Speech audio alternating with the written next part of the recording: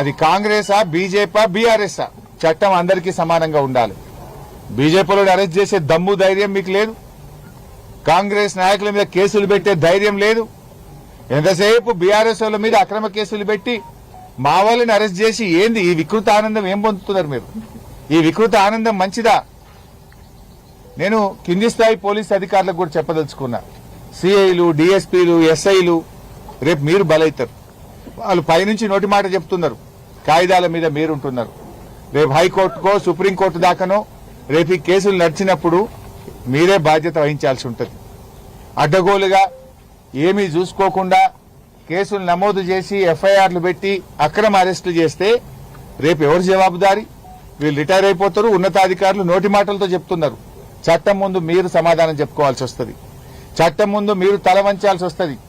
రేపు చట్ట ప్రకారంగా మీరు శిక్ష అనుభవించాల్సి వస్తుంది. దయచేసి ఆ స్టేషన్ ఆఫీసర్స్ 1-2 సార్లు చెక్ చేసుకోండి. రాజ్యాంగబద్దంగా చట్టబద్దంగా వ్యవహరించండి. పైనుంచి ఎవడో చెప్పిండంటే వాడు ఎవడు మిమ్మల్ని కాపాడలేడు. రేపు వచ్చేది బీఆర్ఎస్ ప్రభుత్వం. ప్రతి ఒక్కటి డైరీలో నోట్ చేసి పెడుతున్నాం. దానికి తగిన మూల్యం చెల్లించుకోవాల్సి వస్తుంది. ఎవరు చట్టాన్ని అతిక్రమించినా, చట్టాన్ని చేతిలోకి తీసుకున్నా, అక్రమ కేసులు పెట్టినా, దుర్మార్గంగా వ్యవహరించినా ఎవరిని కూడా వదిలిపెట్టము. శివధరెడ్డి గారు రివ్యూ చేయండి ఒకసారి. రేపు అసెంబ్లీలో కూడా వీటన్నిటి మీద చర్చ పెట్టాం. ఈ మొత్తంగా జరిగినటువంటి గుండాయిజం మీద, ఈ పోలీస్ రాజ్యం మీద,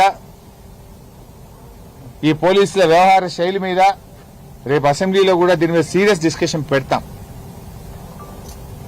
ఎస్సీల మీద ఎస్సీ ఎస్టీ కేసు పెట్టారా? మొన్న హైదరాబాద్ లో కూడా ఒక జర్నలిస్ట్ మీద ఎస్సీ ఎస్టీ కేసు పెట్టినారు.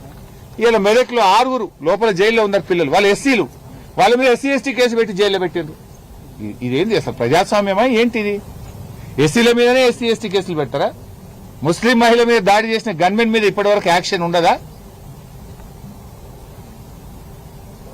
హైయెస్ట్ ఎస్సీ ఎస్టీ కేసులు మాట్లాడుతూ అంటే ఎస్సీ ఎస్టీ కేసులే.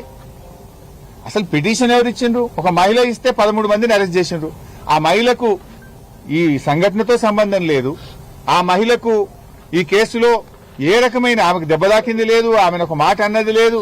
సంబంధం లేని ఒక మహిళ చేత పిటిషన్ పెట్టి, మహిళ పిటిషన్ ఇచ్చిందని చెప్పి తీసుకొని ఒక అక్రమ కేసు పెట్టి 13 మందిని అరెస్ట్ చేసిండ్రు. అండ్ అదర్స్ వాళ్ళ సంఘటనలో ఉన్నారా లేరా తెలియదు. ఎవరు కనబట్టే ఆడ కాంగ్రెస్ పార్టీ తరఫున పోటీ చేసిన వ్యక్తి ఎవరి పేరు చెప్తే వాళ్ళని తెచ్చి లోపల పడేస్తున్నారు. కాంగ్రెస్ పార్టీ తరఫున పోటీ చేసిన వ్యక్తి సిఐకి ఫోన్ చేసి పలానోడు అని చెప్పగానే పట్క చూడు లోపలేసుడు. అసలు ఆయన సంఘటనలో ఉన్నాడా లేడా? ఆయన ఎస్సీయా